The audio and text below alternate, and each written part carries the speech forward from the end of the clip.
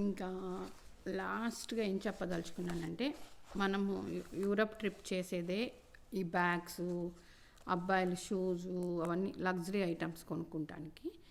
దానికి తగ్గట్టే వెళ్తాము. కాకపోతే మనము దేశీ వాళ్ళం ఏంటంటే కొంచెం అత్యుత్సాహంతో ఆ బ్యాగులు.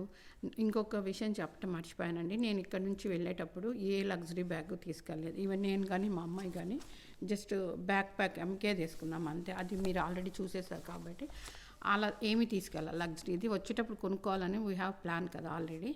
అండ్ మన వాళ్ళు ఏమనుకుంటారంటే అక్కడ బ్యాగ్ కొనేసి కొంచెం 1-2 సార్లు ఫొటోస్ దిగేసేసి ఎయిర్పోర్ట్లో అది తగిలించుకొని వద్దామని అనుకుంటున్నారు.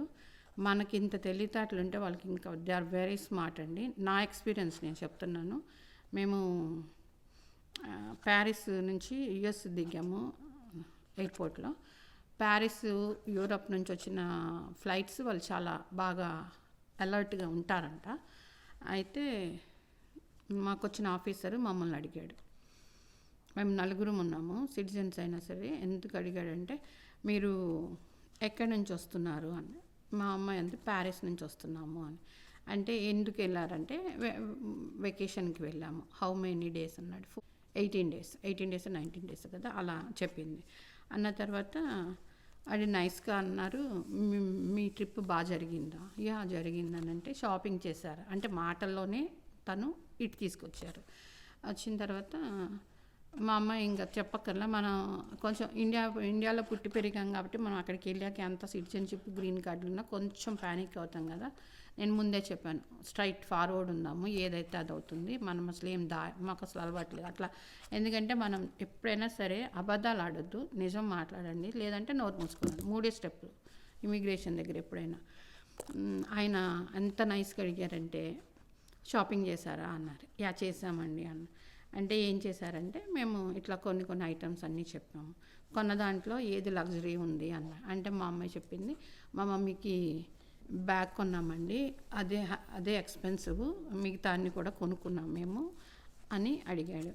అంటే అరిష్యూర్ అన్నాడు. యా మేము ఇంకొకటి ఏం చేసామంటే, మేము కొన్న బ్యాగ్స్ అన్నీ 4 పుల్లాలను పట్టుకెళ్ళాం కదా, ఎందుకులే సూట్ కేసుల్లో మళ్ళీ కస్టమ్స్ వాళ్ళకైనా అక్కడ చూపించాలని ఇక్కడ చూపించాలని, హ్యాండీగా ఉంటే మనకు కూడా జెన్యూన్గా ఉంటుందని చెప్పి మేము మా స్టఫ్ అంతా 4 పుల్లాన్స్లోనే అడ్జస్ట్ చేసుకొని వచ్చాము. అంటే ఆయన అడిగారు, ఆర్ యు ష్యూర్ అంటే, అంటే మా అమ్మది లగ్జరీ బ్యాగ్ కొన్నాం మేము గిఫ్ట్ కింద అని. అంటే మాకేంటంటే మేము 3 పే చెక్స్ ఉంటాయి. మా అమ్మాయి జాబ్ చేస్తుంది, మా ఇద్దరి ఉంటాయి కాబట్టి మన ఇన్కమ్ని బట్టి ఇంతని ఖర్చు పెట్టచ్చు. ఇక్కడ నేను ఎందుకంటే గూగుల్లో చేస్తే మీరు ఇన్ని బ్యాగ్స్ పర్ హౌస్ తెచ్చుకోవచ్చు అట్లా ఏదేదో చెప్తుంది, కానీ దట్ ఈస్ నాట్ కరెక్ట్ అండి. It's depends on hour income. ఒక ఇన్కమ్ మీద ఎక్కువ బ్యాగులు తెచ్చినా కూడా వాళ్ళు ఒప్పుకోరు. అంత లిమిట్ అనేది అయితే ఉంది. అది పే చెక్లు మన ఇన్కమ్ని బట్టి చేంజ్ అవుతుందో ఏమో నాకు తెలియదు. నాకైన ఎక్స్పీరియన్స్ నేను జెన్యూన్గా మీకు షేర్ చేస్తున్నాను. ఆయన అడిగారు, అంటే నన్ను అడిగారు, నీకు బ్యాగ్ అవునా అని. యా అండి, నాకు ఇచ్చారు, గిఫ్ట్ కొన్నారు మాకు అన్నాను. అంటే ఇంకా కొన్నారంటే, ఇంకా కూడా కొనుక్కున్నామండి అని మా పులాన్స్లోనే ఉన్నాయి మా స్టఫ్ అంతా అని. అంటే యా ఓకే అని చెప్పి మంచిగా అన్నారు. అదే మనం అక్కడ కానీ లై చేయటం ఉంచారు. మీరు ఇప్పుడు సపోజ్ బ్యాగులు వేసుకొని అక్కడ ఒకరోజు హోటల్లో దేశీ వాళ్ళు ఒక బ్యాచ్ వచ్చారు. వాళ్ళు అనుకుంటున్నారు, చాలామంది అనుకుంటారు, ఏముంది ఫొటోస్ 2-3 దిగేసేసి ఆ బ్యాగ్ని తెచ్చేద్దాము, వాళ్ళు యూజ్ చేశారండి. అంత తెలివి తక్కువ వాళ్ళని అలా పెట్టరండి ఇమిగ్రేషన్ దాంట్లో. They are very talented and strong. మనం ఏంటంటే ఎప్పుడైనా సరే ఆబ్వియస్గా ప్యానిక్ అవుతాం, భయం వస్తుంది, మనకి ఎవరికైనా వస్తుంది. కానీ అబద్ధాలు చెప్పద్దు, జెన్యూన్గా ఉండండి, ట్రూత్ మాట్లాడండి. కాదులికూడదు అనుకుంటే అంటే ఇంగ్లీష్ వాళ్ళకి మామూలుగా క్వైట్గా ఉండండి అంతే, నో లైస్.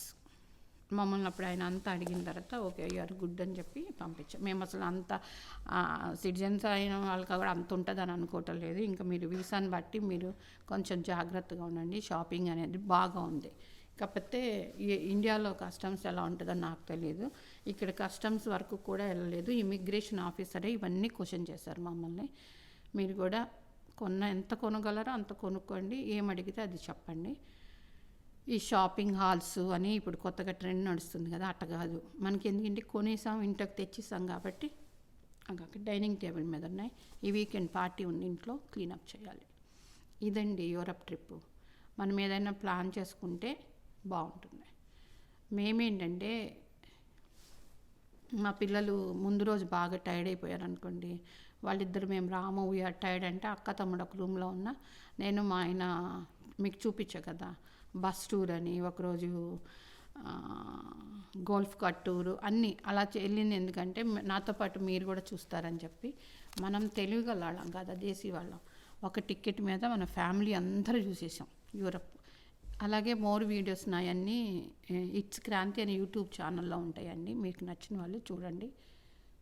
Thank you.